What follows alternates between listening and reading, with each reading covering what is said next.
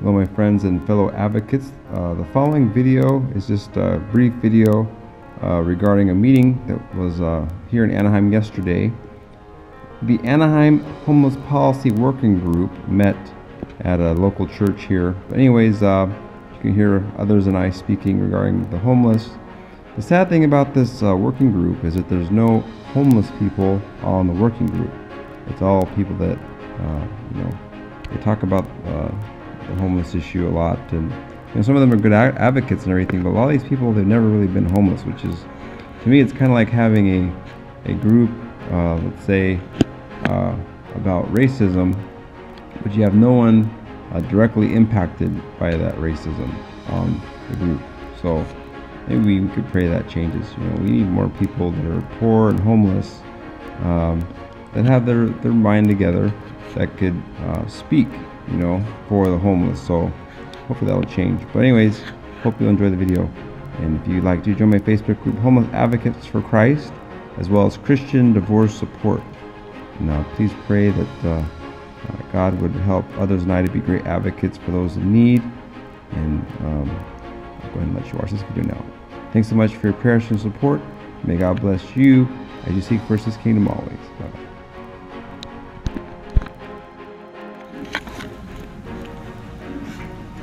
Hello, my name is R.Joshua. I'm the founder of the Facebook group Homeless Advocates for Christ, and we're here at the church. Jesus was a homeless individual. He even commanded the rich young ruler to be homeless. He said, if you want to, inherit eternal life, sell all you have, give to the poor, and come follow me.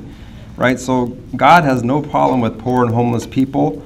And our laws right now currently in Anaheim are very discriminatory. They outlaw sleeping bags and things like that from public spaces. And it's very much a bigoted legal system we have right now. And you're criminalizing poverty, basically.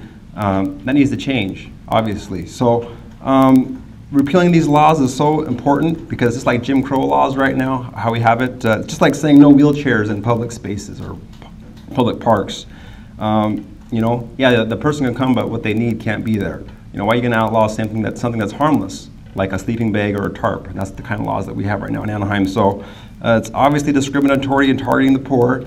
We need more affordable housing, and of course there's a criminal element among the homeless, but you're not targeting criminal activity with these laws. You're targeting status, right? Economic status. That's what you're targeting when you say, well, you can't have a sleeping bag, a tarp, those types of things. So you're setting yourself up for lawsuits. You're wasting taxpayer dollars, wasting resources, wasting police time. They're ticketing people, taking people to jail over this stuff. It's ridiculous. It's greed. It's we got mentally ill people out there on the streets, and you're harassing and ticketing them, and you're not doing the right thing. So being financially challenged is not a sin. God is for the poor. He says, "Blessed are you poor, woe to you rich." That's what it says in the Bible. So of course, our societies today, it's all about the money sometimes, and we got to get God's perspective on things and do things His way. So, there's some police out there that are doing the right thing, but then there's some that they're setting the city up for lawsuits because of how they're harassing people. And I personally became homeless by choice as part of my ministry. I know firsthand what's going on with the homeless. I film. I got a YouTube channel, R.Joshua. You can look it up under, just type that in and put police, and you'll see a lot of videos where I'm dealing with police and how they're harassing the homeless and that kind of thing. And I've been personally harassed by code enforcement where they tried to say I couldn't even be in the park with my property. In 3 hours I have to get out of the park, or get my property out of the park, basically. Tons of harassment I dealt with and filmed. And by the grace of God, I have somewhere to be right now. But the thing is, I know there's other people out there that are still fighting this battle, and I want to fight for them. So, do the right thing, end the discrimination against the poor and the homeless, and target criminal activity. If you want to deal with the drugs and all that kind of stuff, deal with that. But don't target non-criminal activity, life-sustaining activity, like having a sleeping bag or a tarp, those types of things, or just trying to find somewhere to sleep. This city, they should have someone to sleep. It's a shame that that's not happening. Thanks.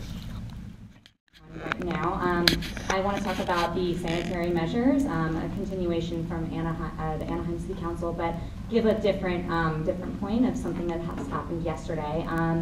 A lot of the homeless population living in the riverbed have been using the water. There's no showers near or on the riverbed, so they've been using the water the faucets to kind of clean themselves. And what's happened there's been pools that have developed that are filled with slime, filled with, all of this runoff from them showering, and mosquitoes have actually been laying eggs, and larvae have been breaking out, and people have been getting staph infections because of these mosquitoes living there. And so there are multiple pictures with people with staph infection all over their hands and feet just from these mosquito bites. So a group of activists yesterday went down to the riverbed to create a drainage system for the water pipes that were there, and were effective in creating this drainage system. However, they were met by police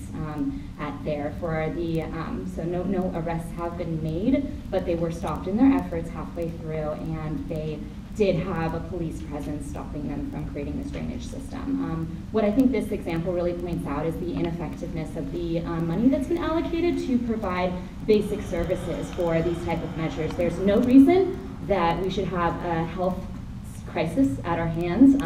I hear that San Diego does have, the homeless population in San Diego are seeing some hepatitis A outbreaks.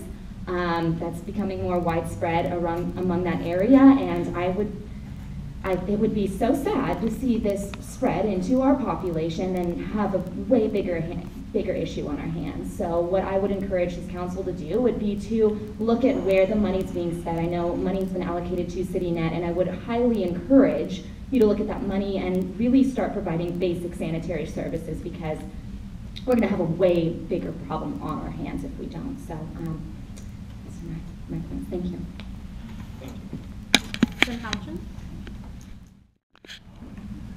Announce my event that I'm sponsoring for National Homeless Persons Memorial Day on December 21st. This year we're actually conducting the event at 2 venues in downtown Santa Ana, also in Anaheim. And we could appreciate the support.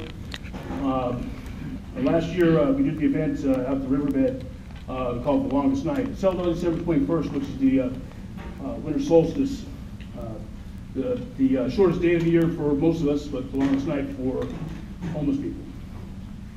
I want to put some flyers back on the table there, so if anybody wants to get them, they can help themselves. Basically, that's it. Thank you. And to live our lives requires all of us to step up at the time when it's needed. And you can see the people in the state of Texas are standing up, and they're taking care of their own, they're taking care of their community. And we don't have anything as catastrophic as a flood here, but we do have the problem that is in such a dire need, and that's the human condition, and those who have been brought down to their the barest of necessities, literally living in the dirt. And I would propose a alfresco gardens type plan where that could be implemented, like right now. I know they built the bridge on Kramer Place, which is 100 beds, and we're going to get another 100 beds, but that just doesn't cover it. See, we have too much space in areas that we.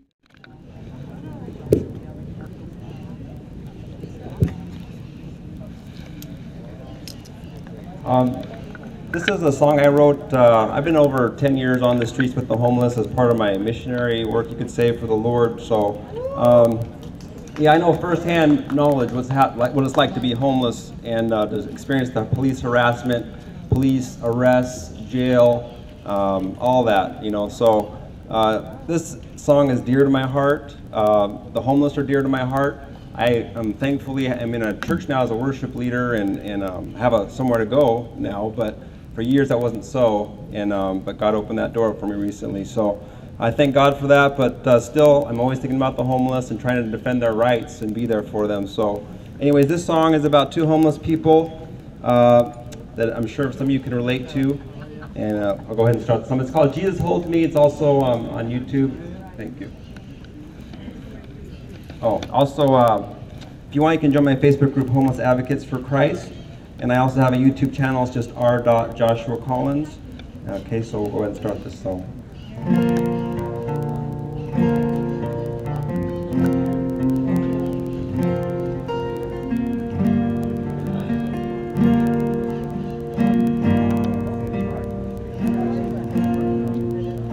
had a backpack on his back, just got up from the railroad track. You know, it's been a hard life on the road, just laid off, nowhere to go. He said, I don't have the American dream, no fancy cars, but Jesus holds me, and I know what lies ahead of me, 'cause heaven knows I love the Lord.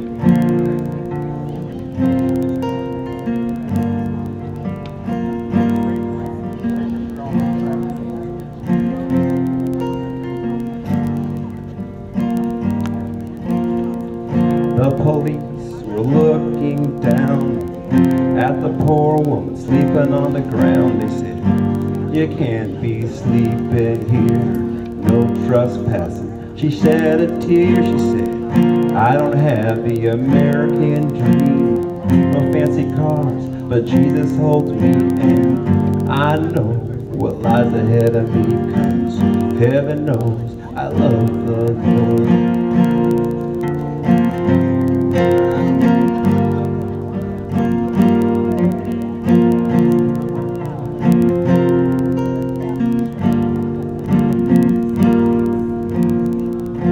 The poor ones finally died, both caught up to Abraham's side.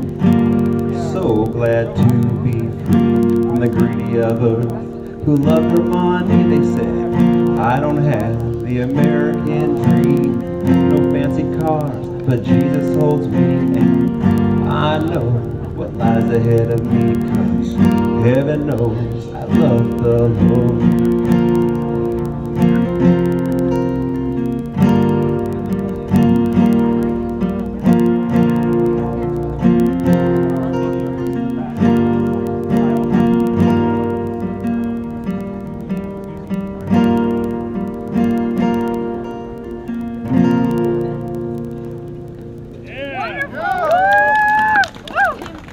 Thank you, Joshua. My pleasure. Love you too. Okay, quickly. Okay, folks, one more time, this is the 10-year plan for ending homelessness in Orange County. It's adopted